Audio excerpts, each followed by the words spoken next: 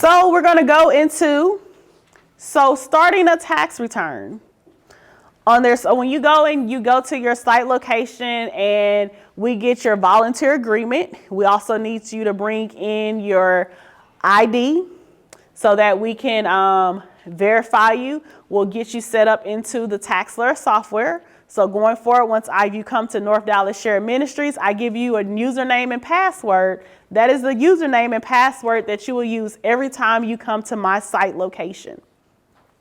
You're going to log into TaxSlayer, and within TaxSlayer, you're going to see that you're going to have access to do multiple years. So you're not just going to have access just to the 2022. You're going to be able to do up from 2017 all the way up to 2022 if we have clients that come in and need multiple tax years done. So what you see right here on the screen, this is right when you log into TaxSlayer. You'll see the message center, rejected clients. That means I've transmitted returns that you've completed, but for some reason it kicked back from the IRS portal. So I have to go and find out why that return rejected on there. So that's not for you to do. You are to input the information in.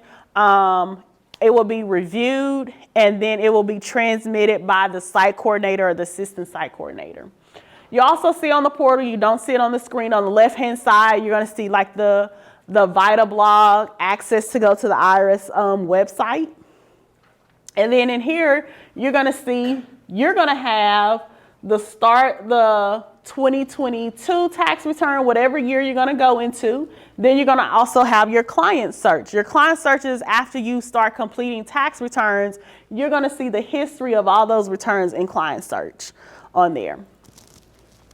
So you get your first tax client, you see start the tax return and go into the right, and you're going to hit select.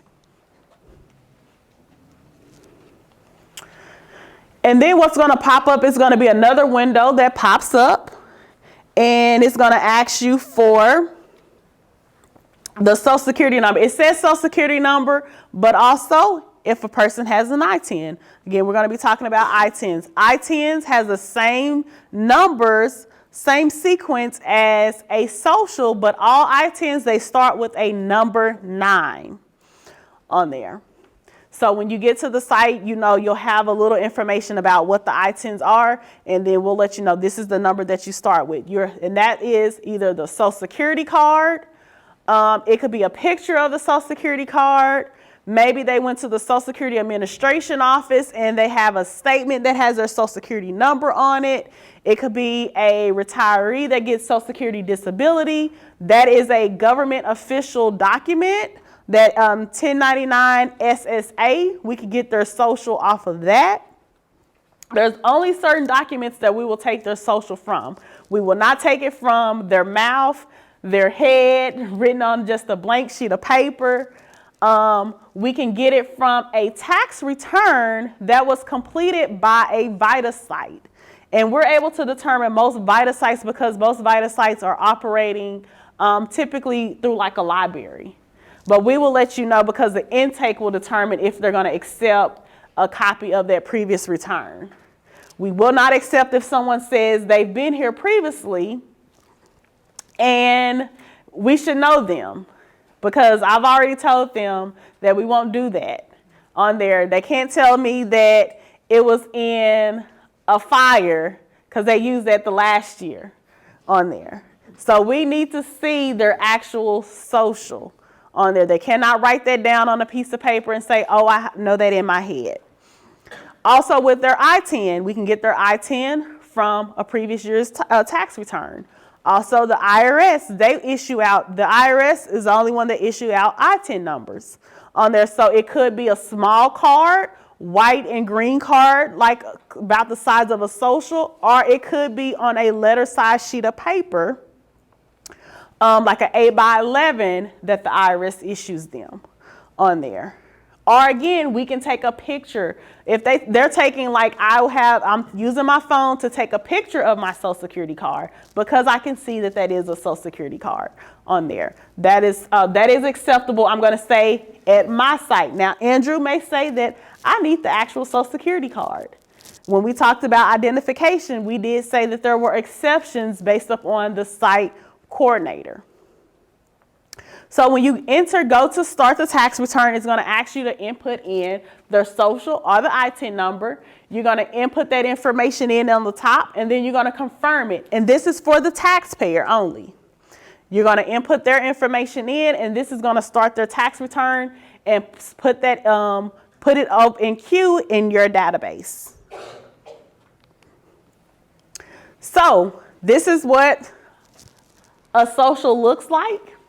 On here, there are some that, we just have to verify and make sure that they're actual socials, but this is what a typical social looks like.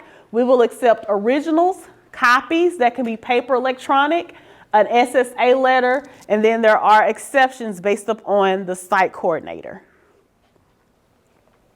So we've been talking about an ITIN. This is what an ITIN card looks like. On here, it's only issued by the Department of the Treasury, the Internal Revenue Service. They're the only ones that issue ITINs. The ITIN is only for federal tax purposes. Now, there may be financial institutions that will accept the ITIN, but the IRS is the only one that will issue those out. You'll see that it'll have the number. It starts with the number 9, and it has their name on there. So do not start a tax return by any source documents, no W-2, no 1099-R. The only one is the SSA 1099. That is the Social Security Benefits Statement. So this is the ITIN card, and then this is the top part of the ITIN letter. You can go. So this is just the top part. With the ITIN letter, it does have the ITIN number. And then I like this one because it's very helpful at the top right. It's also going to provide the date of birth. Now, this is what the IRS, what they produce. So if a person tells us, oh, well, their date of birth is incorrect, this is what the IRS has. So they would have to change it and update it with the IRS, because ITINs, for them to have an ITIN number, it's in another database versus the tax return information. Yes. So if that were to happen, would you go ahead and just enter in the birthday on there, or would you send them away, have them change it, and then come back? No, we would enter in the date of birth that's listed on the letter. And that's also very rarely we may see some people that with their social, for whatever reason, the social, we get that information, like a person gets married, they change their name. All of that information comes from the Social Security office, Social Security Administration. So we ask that you, whatever is on the Social Security card, that's what you're putting in the software. Somebody got married, they didn't change their name, they're going by their married name, but they still have their maiden name on their social, we have to put their maiden name in the system on there. So yes, it's going to have their date of birth listed on here. It's also going to have their name, and we input that how it is. If their name is misspelled on the ITIN or the social, you still have to go based off the misspelling that is listed on here. They will have to go reach out to those agencies to get it updated and corrected.